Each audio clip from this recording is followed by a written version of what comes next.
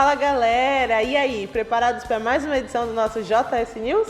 Em cada edição a gente está trazendo um bloco diferente e essa semana chegou a vez da gente partilhar sobre nossa fé católica. É isso aí, e nessa semana nós vamos partilhar sobre Santo Antônio, um dos santos a quem nós prestamos homenagem nesse mês. E aí, ele é ou não é casamenteiro? Bora conferir o que a nossa repórter Val preparou para nós? É com você, Val! Olá, gente! Que alegria estar aqui com vocês novamente. E esse mês, que é o mês de junho, a Igreja Católica celebra aí o mês de 3 grandes santos da Igreja. Porém, nós vamos trazer aí em especial Santo Antônio, que está aqui conosco, nos acompanhando. E nós temos hoje como convidado o seminarista que vai se apresentar para nós. Sou o seminarista Lúcio, natural de Patos, Paraíba. E estou aqui na Diocese de Mogi das Cruzes desde 2014 e serei admitido às ordens sacras neste próximo domingo, dia 30, às 9h30 da manhã, na paróquia São Judas Tadeu, pelas mãos de Dom Pedro Luiz Estreguinho. Isso, que alegria tê-lo conosco, viu?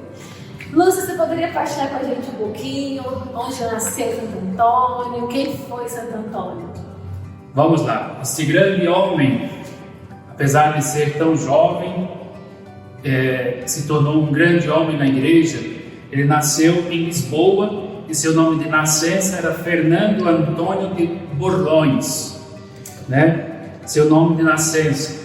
Depois, ele nasceu em 15 de agosto de 1195, ou seja, no século XI, para o século XII. Pois ele era de família nobre, muito rica, filho único, e depois foi para o mosteiro e se encantou, se tornou monge agostiniano, né? Se formou em estudos bíblicos, se tornou um grande homem da igreja, doutor da igreja, porque ele tinha uma sabedoria a mais do que outros na sua época. Então tinha uma eloquência muito boa e tinha uma boa capacidade de assimilar os conteúdos filosóficos e teológicos. Então decidiu ser agostiniano e logo depois ele se torna franciscano quando conhece São Francisco de Assis. Uma viagem que ele está indo para a Itália, aliás, do lado da Índia, para Marrocos, e o navio que estava indo para Marrocos se desvia e vai parar na Itália, por obra do destino, ou do acaso das mãos de Deus. E lá na Itália ele conhece São Francisco de Assis e a ordem franciscana de Assis e se encanta por esta ordem franciscana. E aí passa algum tempo, ele pede admissão para entrar nesta ordem e se torna um franciscano, e se torna muito conhecido através da ordem franciscana, porque através das suas palavras, do seu testemunho e da sua profecia nas palavras, ele passa a ser um grande erudito das palavras do Evangelho de Jesus Cristo. Tanto é que ele escreve as suas obras, sermões da Quaresma e outras obras sobre os Evangelhos do Novo Testamento. E aí se torna muito conhecido. Se apresenta ao Papa num período que os franciscanos pedem para que ele vá até o Vaticano, né? Se apresentar as regras da ordem franciscana. E quando ele vai lá, o Papa o acolhe e o admira, exatamente pelo seu modo tão sublime e eloquente de transmitir o Evangelho, a palavra de Deus. Nossa, um grande exemplo, né? Isso. De homem, muito novo, muito inteligente. E você poderia partilhar com a gente um pouquinho dos milagres que Santo Antônio realizou? Vamos lá, são vários, né? E a maioria dos milagres, alguns falam que ele costumava acontecer os milagres no momento em que ele estava fazendo pregações.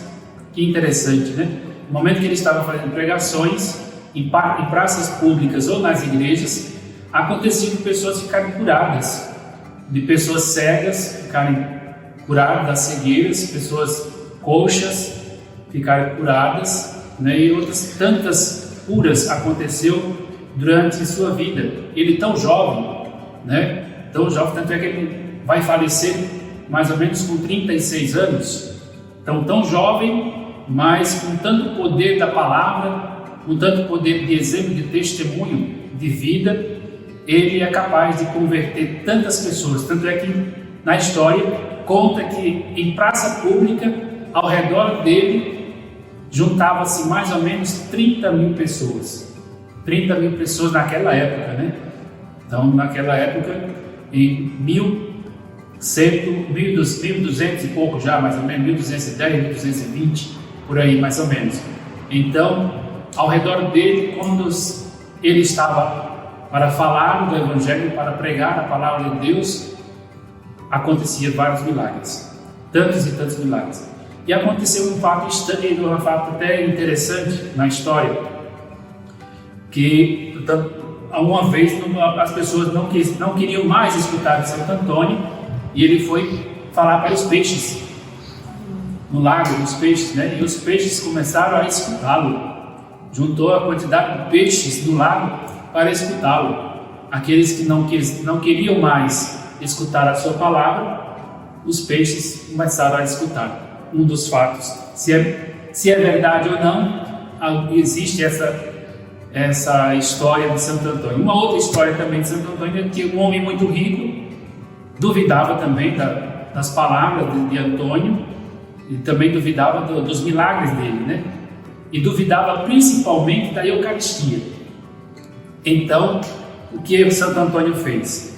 Fez um acordo com aquele homem.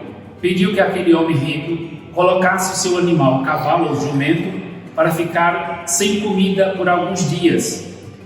Este animal ficou alguns dias sem comer nada.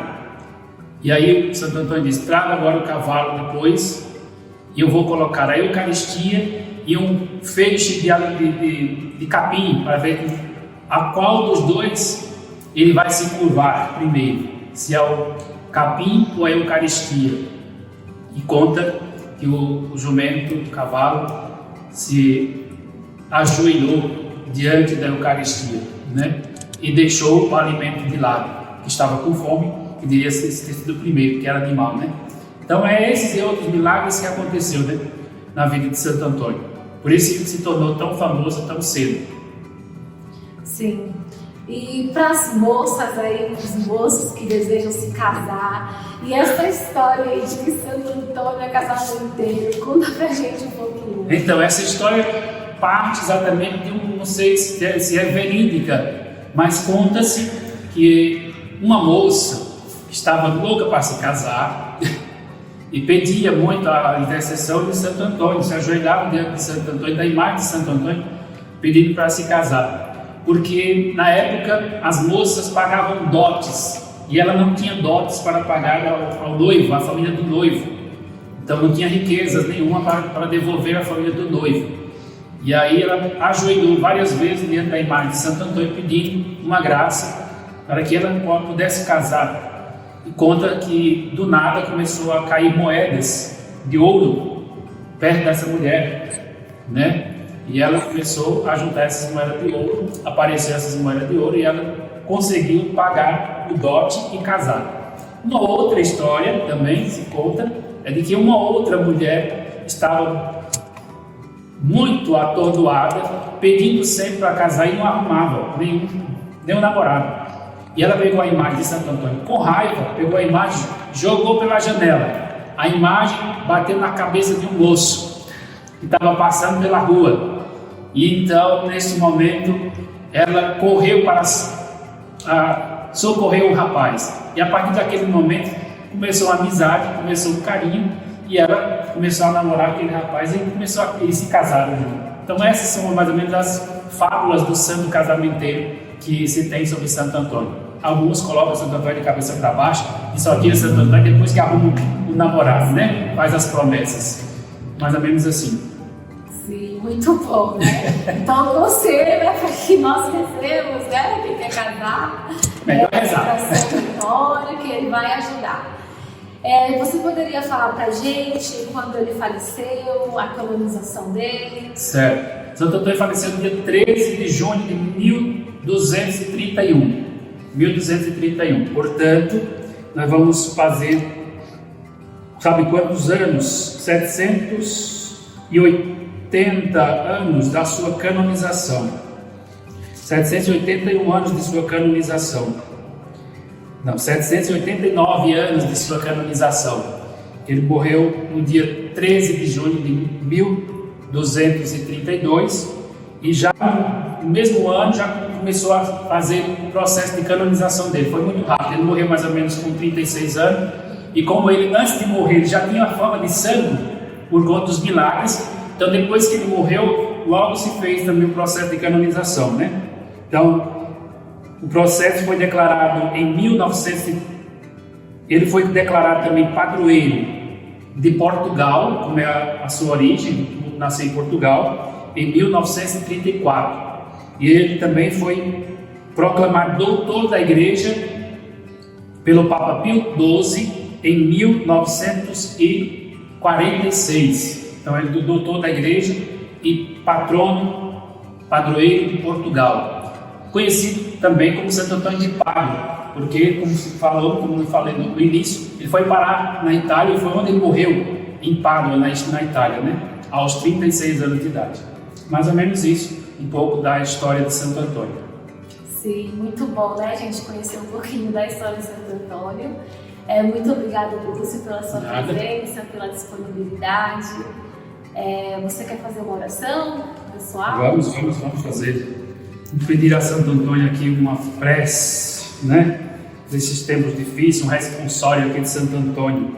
Tem um responsório muito bonito que se reza sempre nos novenários, no trezenário de Santo Antônio, que é a trezena de Santo Antônio que se faz a partir do dia 1º de junho até o dia 13 de junho, que é o dia de Santo Antônio. Nós fazemos o trezenário e sempre se faz esse responsório, que o responsório fala assim: se milagres desejais, recorrei a Santo Antônio, vereis fugir o demônio e as tentações infernais.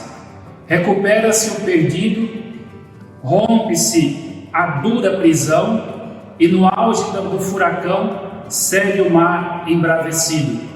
Pela sua intercessão foge a peste, o erro e a morte. O fraco torna-se forte e torna-se o enfermo são. Todos os males humanos se moderam e retiram-se. Digam-no aqueles que viram e digam-nos os patronos: rogai por nós, Santo Antônio, para que sejamos dignos das promessas de Cristo. Amém. Amém. Gente, até o próximo mês. Voltamos com mais uma formação para vocês. Deus abençoe. Bom, pessoal, é isso aí. Nossa edição termina por aqui. Obrigada de coração pela atenção de vocês e até a próxima edição com mais conteúdo sarado. Isso aí, na próxima edição nós vamos falar sobre os planos de Deus para a Alba Jovens Sarados. Não percam. Tchau, tchau, pessoal!